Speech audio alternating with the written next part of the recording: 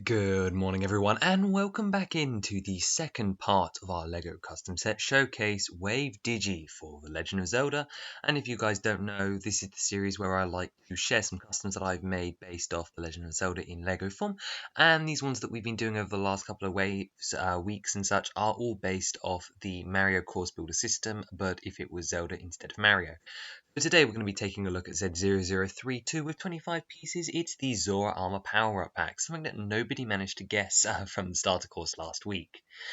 So here we have Zora Link Power-Up Pack, which is based off the power-up packs that LEGO Mario can wear in the course building system, containing 25 pieces for ages 6 and up. This is a £9.99 retailing set, and as you can see, LEGO Link is not included, but you get some small terrain builds, a replacement trousers, and a hat.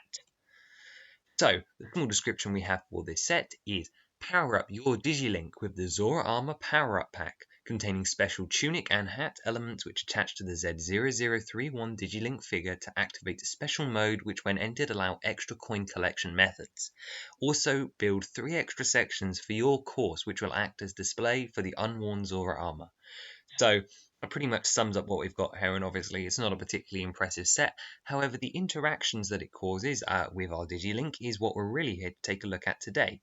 So here is the build all built up, and as you can see we have 2 platforms of varying height using the Mario pieces in light aqua to sort of represent that crystalline Zora texture that I associate with the Twilight Princess and I guess Breath of the Wild Zoras. Obviously this is the Breath of the Wild Zora armor, but then again that's just because I thought it was the most suited to our Digi-link character. You can also see this set comes with a chest. There is nothing in the chest, a couple of little round tiles representing coral, a seaweed piece, and a little square cube which gives the hat enough clearance to be put onto, and then obviously these 2 specialized pieces. Now, if you didn't know how the armor works, here we have our soulless starter Digi-link, and in the starter set you put his green hat and green overalls on, but in this set you put the tunic and the hat on them. The hat is purely decorative, but the tunic at the bottom has pins that activate specific connections between these grey 6 blocks at the bottom of his body, and depending on which one of those are pushed in, tells Digi-link which armor he's wearing. So the Zora armor pushes in pins 1 and 4. And let's see what it actually allows him to do. So when Link slides across surfaces with the Zora armor, sort of like the penguin suit from the Mario power-up packs, he will collect rupees, which are mostly 1 rupees, but there will be the occasional 5 rupees. This of course only happens when wearing the Zora armor, and it's a sliding motion along his belly. There are a couple of other side effects, one of which is drowning, the drowning effect, which we talked about in Z0031, which if you haven't watched that video, I recommend checking it out to hear more about how Digi-link works. So drowning will never be a thing, but to counter this, lava will be more quickly killing him.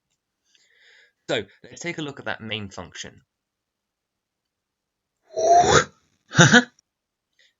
And there you see, we turned him over, we slid him across his belly, he made a little sound, and he stood up and got a rupee.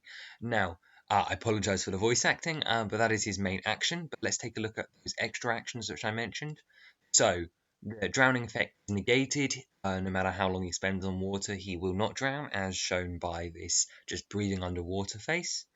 And when touching lava, after about 1 second, he just immediately gets stunned for 4 seconds because the fish are more vulnerable to lava, as we can see by me for an Age of Calamity and just by using our logic.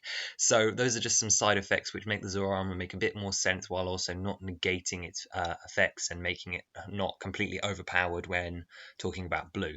It adds a bit more strategy to the armor sets, which is something I really am fond of.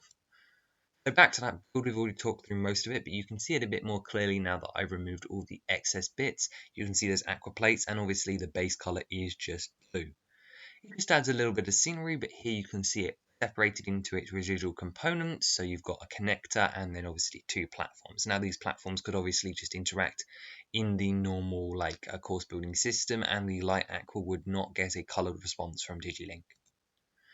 So if we combine this with Z0031, which is Adventures with Digi-link, the starter course, you would get the starting bed and ending heart container, and then just making a simple course out of those 2 sets. Well, is the most simplest you can get. You just have a couple of little platforms to jump over and a start and an end point. And here that set is tacked onto our combined image at the end.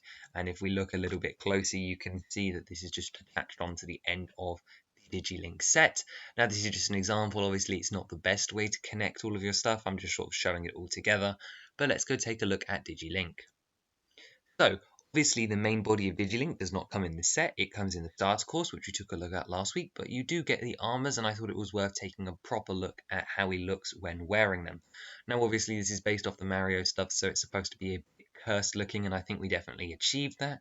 You can see that this Zora armor is very clearly based off the Breath of the Wild one, with that simplistic hood shaping along the top, which just slides over and leaves a bit of its fringe visible and covers up the sides, and then the armor piece, which works just like Mario's overalls, except for this one is blue, and I love having that little weird bit of green left over. It just makes it look even funnier to me. But he is chipper as ever. He's got some nice printing on the front, and I think it's a really nice outfit that looks subtly, well, suitably ridiculous for this sub theme. And here is that one last time.